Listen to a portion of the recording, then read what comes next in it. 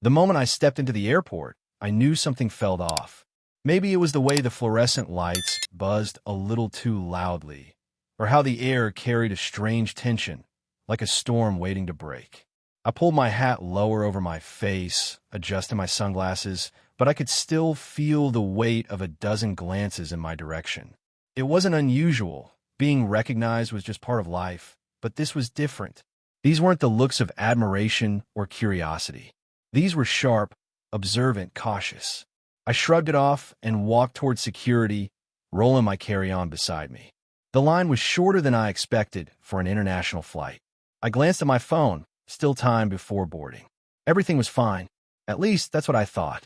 I placed my bag on the conveyor belt, slipping my phone and wallet into the bin. I could feel the security officer's eyes flicker over me as I stepped through the metal detector. No beeps, no issues. But when I turned to grab my things, I noticed something strange. The belt had stopped. The man monitoring the scanner, a broad-shouldered officer with graying hair, squinted at the screen. He leaned in, pressing a button that reversed the belt slightly, then pushed it forward again. A second officer, younger, more rigid, stepped in. "Sir, is this your bag?" I hesitated. "Yeah, something wrong." The older officer, whose name tag read Daniels, exhaled through his nose. "Just a quick check. Mind stepping over here for a moment?" There it was. That shift. That change in tone. It wasn't a request. It was a command wrapped in polite words. I nodded, staying calm. This wasn't the first time airport security had pulled me aside. Maybe it was a random check. Maybe they just wanted to look inside.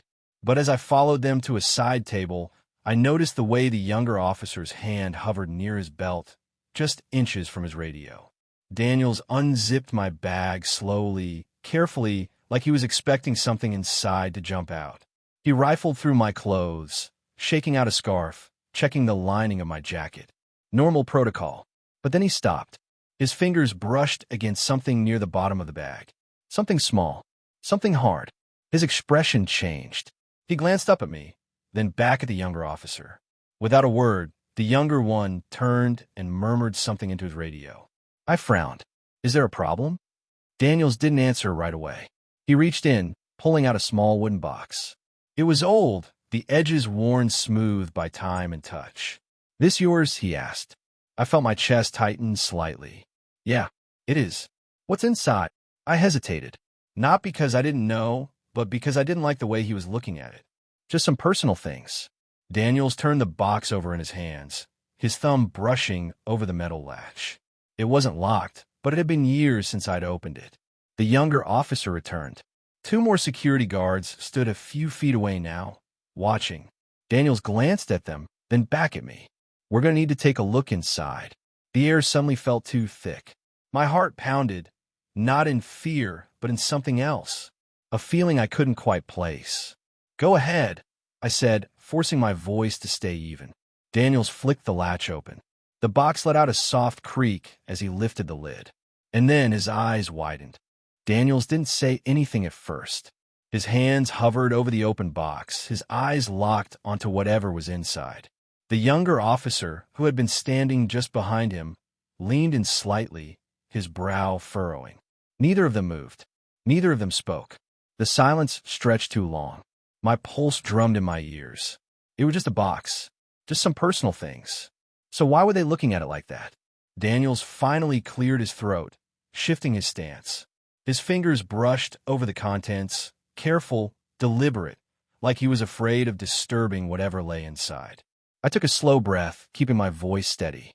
"Look, I don't know what's making you so nervous, but I'd really appreciate it if someone told me what's going on." Daniels didn't look up. Instead, he carefully reached in and lifted out the first item, a small stack of old letters, folded and yellowed with age. The paper looked fragile in his thick hands. He turned them over, his thumb brushing against the faded ink on the envelopes.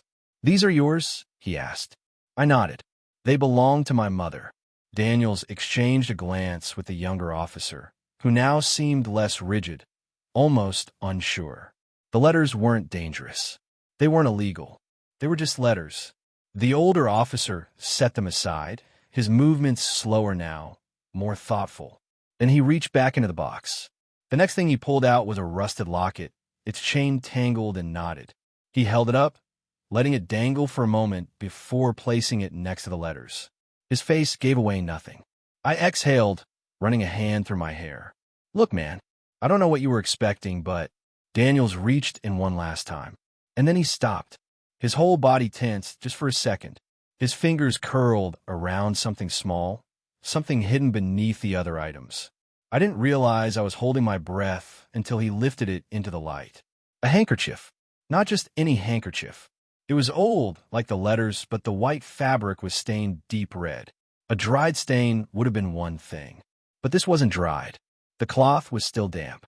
Daniel's expression changed, his jaw tightening. The younger officer's eyes darted between us. And then, almost instinctively, he took a small step back. I felt something deep in my stomach twist. That handkerchief had been in my bag for years. I was sure of it. It belonged to my mother. I had tucked it away long ago, along with the letters and the locket. It hadn't been touched since. But now somehow, impossibly, the blood looked fresh.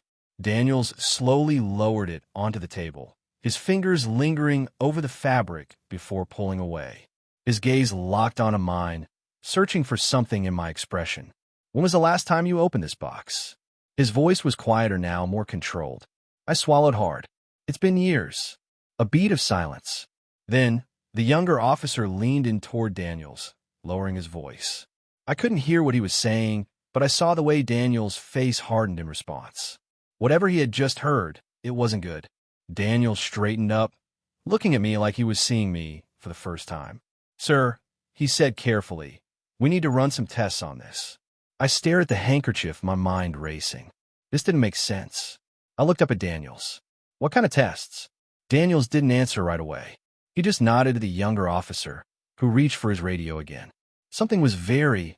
The room felt smaller now, tighter, like the walls had moved in just a little. Daniels hadn't taken his eyes off me, and the younger officer, his name tag read Mitchell, was gripping his radio so tightly his knuckles had gone white. I could hear bits of conversation coming from the earpiece in his ear. The words were too muffled to make out, but whatever was being said, it made him shift uncomfortably. Daniels picked up the handkerchief again, carefully folding it between his fingers. The deep red stain was striking against the stark white of his gloves. I forced myself to speak. I don't understand. That handkerchief's been in my bag for years. Daniels didn't look up. You sure about that? I nodded. Yeah, it belonged to my mother. At that, he finally met my eyes. There was something different in his expression now. It wasn't just suspicion. It was something heavier. He exhaled through his nose, then turned to Mitchell. Get the test kit. Mitchell hesitated for half a second, then nodded, disappearing through a door at the back of the security area. I leaned forward slightly. Test kit? What exactly are you testing for? Daniels gave me a long, measured look. Blood.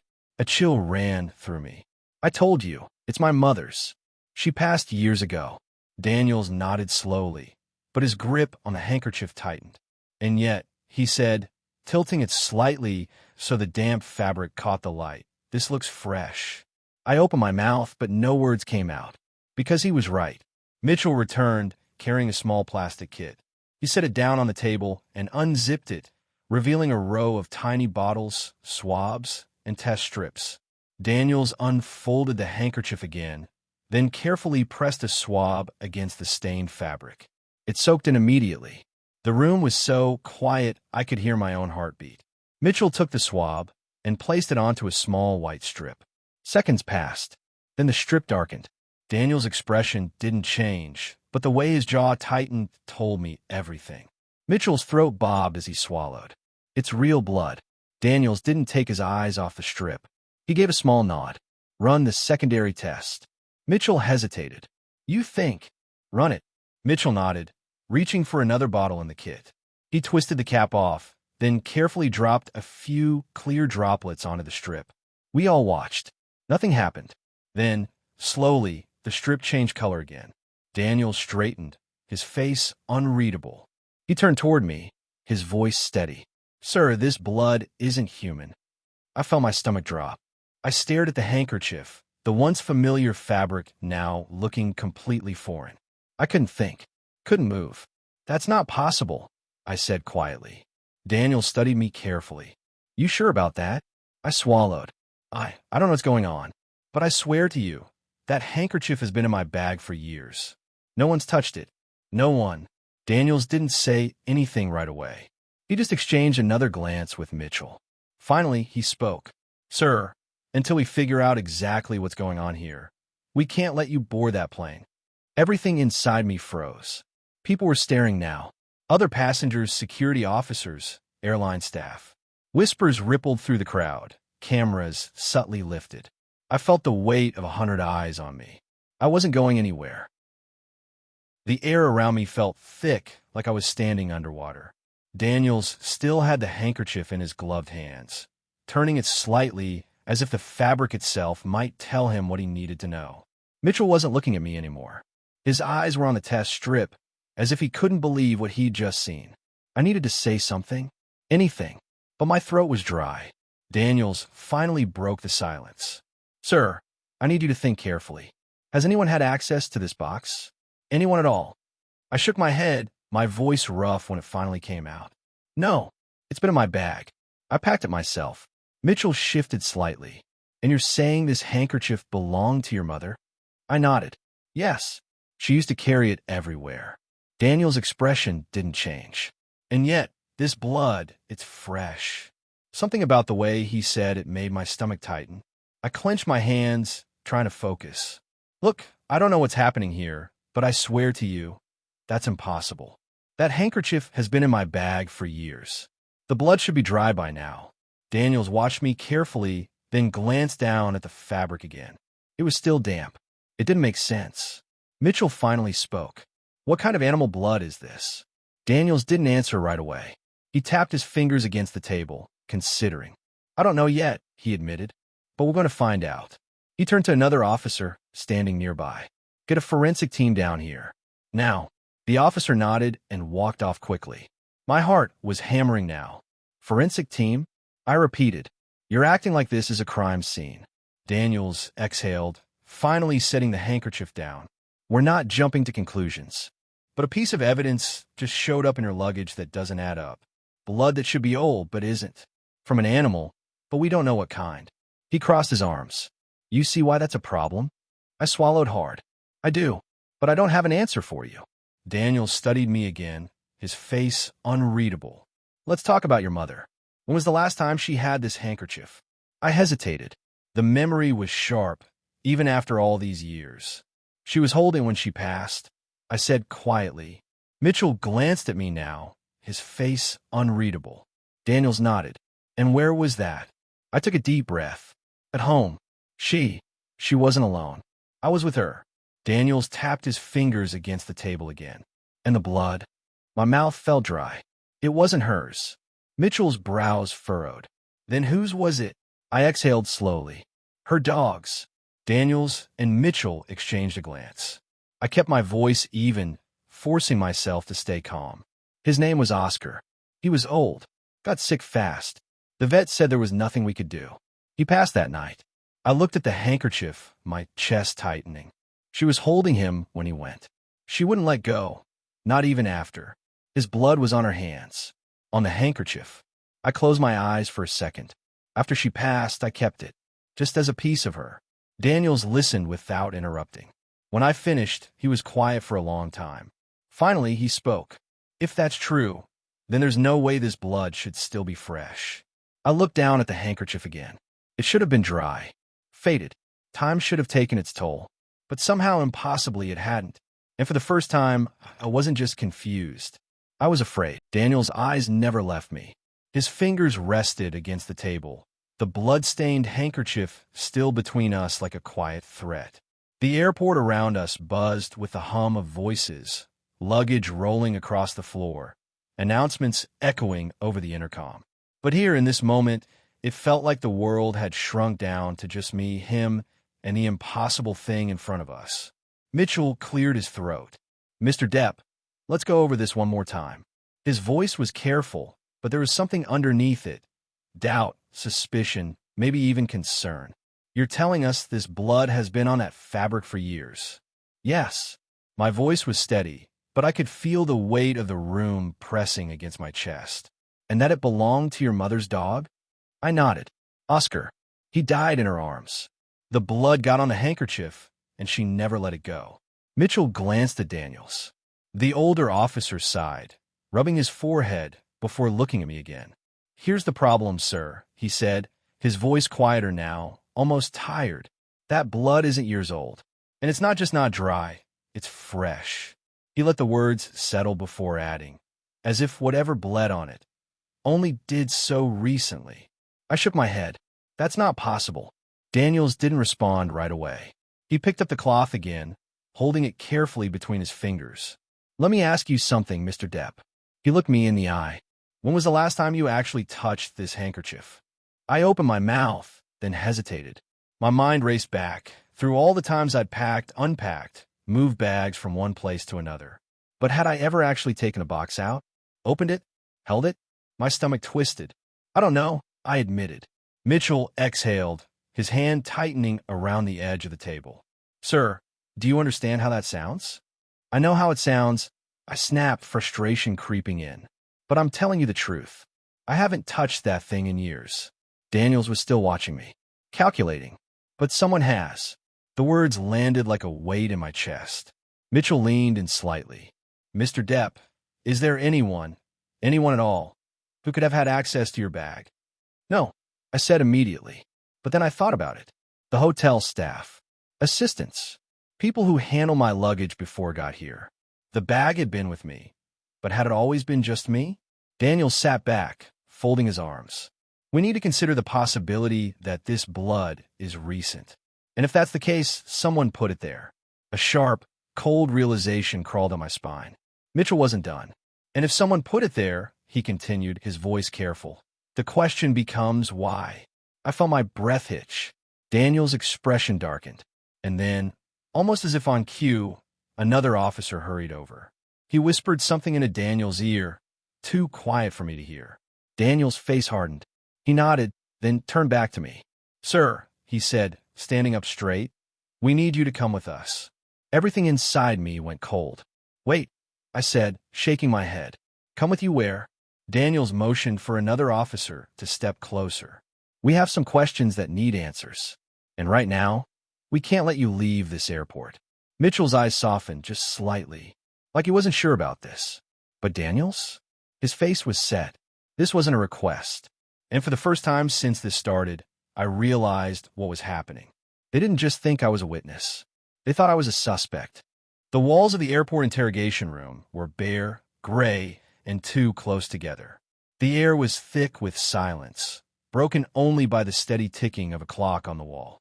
Daniel sat across from me, his expression unreadable, while Mitchell hovered near the door, arms crossed tightly. A small metal table separated us. The blood-stained handkerchief sat in the center like an accusation. Daniels leaned forward, resting his elbows on the table. Mr. Depp, he said slowly, carefully, you need to be honest with us. Because right now, this doesn't look good. I swallowed, my throat dry. I've been honest, I said. I don't know how that blood is fresh. I don't know who touched it. I packed my own bag. I don't have an explanation for you. Daniels studied me, searching for something in my face. Then he exhaled and nodded to Mitchell. The younger officer pulled a thin folder from under his arm, opened it, and slid a few photos across the table. I looked down. My stomach twisted. The first was an image of the handkerchief under a UV light. The blood glowed in strange, irregular patterns, as if it had been smeared rather than dripped. The second photo was worse, enhanced images of fingerprints. Faint ones, some belonging to me, some to hands much smaller than mine. The third photo made my blood run cold. A blurry security image, a figure in my hotel room, standing over my bag. Daniels tapped the photo lightly with his index finger. This was taken 2 nights ago. Hotel security camera. This person accessed your luggage. I felt my pulse in my ears. Who is that? My voice barely came out. Daniel's lips pressed together. We were hoping you could tell us. I shook my head. I don't know. Mitchell hesitated, then spoke. Mr. Depp, the blood on that handkerchief, it doesn't belong to a dog. My breath hitched. Then what does it belong to? Daniels didn't look away as he answered. A child. The room tilted. I gripped the edge of the table, my heart pounding. That's not possible. Daniel's voice was steady. The forensic team ran a preliminary DNA analysis. It's not conclusive yet, but the early results suggest the blood is from child. And it's recent. I shook my head harder. No, that doesn't make any sense. Daniels held my gaze. Tell me about the last place you stayed before coming to the airport. I forced myself to think, but my mind was spinning. I was at the hotel. The Grand Montclair. Daniels nodded. And did you notice anything strange? Anyone acting unusual? Everything felt too loud in my head. I clenched my jaw. No, nothing. Daniels leaned back slightly. Are you sure? I started to answer, but then I stopped. Something flickered in my memory. A moment. A small thing I hadn't thought about since it happened. Late at night, the sound of soft knocking on my hotel door. Faint, hesitant. When I opened it, no one was there. Just the empty hallway. But there had been something else. A feeling, like someone had been watching. I exhaled shakily. There was a noise, I admitted. Knocking. But no one was there when I checked. Daniels exchanged a look with Mitchell. Mitchell cleared his throat. Mr. Depp, did you meet any children at that hotel? I frowned. No. Daniel's voice was quiet. Are you sure about that? The ticking clock filled the silence. I wanted to say yes, but I wasn't sure anymore. The weight of the room pressed down on me. The blood, the fingerprints, the security footage. It didn't add up. None of it did, but the way Daniels and Mitchell were looking at me made my skin crawl. Mitchell shifted, glancing at the photo of the blurry figure standing over my bag. We checked the hotel's security logs, he said, his voice careful. There was no record of anyone entering your room that night except you. I stared at him. That's not possible. Daniels tapped the photo with his finger. Well, the camera disagrees. I clenched my jaw. Then someone got in without being seen. Mitchell sighed, rubbing his temple. Mr. Depp, that's exactly what we're trying to figure out. There's no forced entry, no keycard use, no signs of anyone else being in your room. And yet, he gestured to the table, to the handkerchief, to the undeniable proof that something had happened. Daniel's voice was low. Do you have any enemies, Mr. Depp? I let out a dry laugh. Plenty, but none that would pull something like this. Daniels didn't look convinced. You sure about that? I opened my mouth, but nothing came out. Because the truth was, I wasn't sure of anything anymore. Mitchell hesitated, then flipped to another page in the folder. We got preliminary results on the fingerprints. Most of them belong to you. A few belong to unidentified individuals. He paused. One set is from child. A chill ran through me. Daniels leaned forward slightly. Does that mean anything to you? My mouth felt dry. I don't know any kids. Not ones that would have access to my room. Mitchell tapped the page. We also checked missing persons reports. No matches so far, but we'll keep running the DNA. I gripped the edge of the table. You're saying this could be from a missing child? Daniels didn't answer right away. We're saying, he said carefully, that there is fresh blood from an unidentified child on something you own. And we don't know how it got there. The air in the room felt thick. Heavy. I ran a hand through my hair, trying to focus. You're asking the wrong guy. I didn't put it there. I don't know who did. Daniel's eyes didn't leave mine. Then who did? The question hung between us. Mitchell looked at the security image again. We're trying to enhance the footage, but so far, the figure's too blurry to ID. He hesitated. But there's something off about it. Daniels nodded. It's the height. I frowned. What do you mean? Daniels turned the photo, slightly, so it faced me. Look at the proportions. Whoever this is, they're small. Too small for an adult. My stomach twisted. Mitchell shifted uncomfortably. Mr. Depp, the figure in your room that night. It looks like a child. The words landed like a punch. The room was silent. I tried to steady my breathing. That's not possible. Daniel's face was unreadable. Neither is fresh blood appearing on a years-old handkerchief. The clock on the wall kept ticking. Somewhere deep in my chest, something cold started to settle in. Because as much as I wanted to deny it, the pieces were adding up. And none of them made sense. The airport outside this small, windowless room felt like a world away. The sound of rolling suitcases, flight announcements, the chatter of travelers. It was all distant now, like a reality I no longer belonged to. The flight I was supposed to be on had taken off hours ago, but I wasn't leaving. Daniel sat across from me, his fingers drumming lightly against the table. Mitchell stood near the door, arms crossed.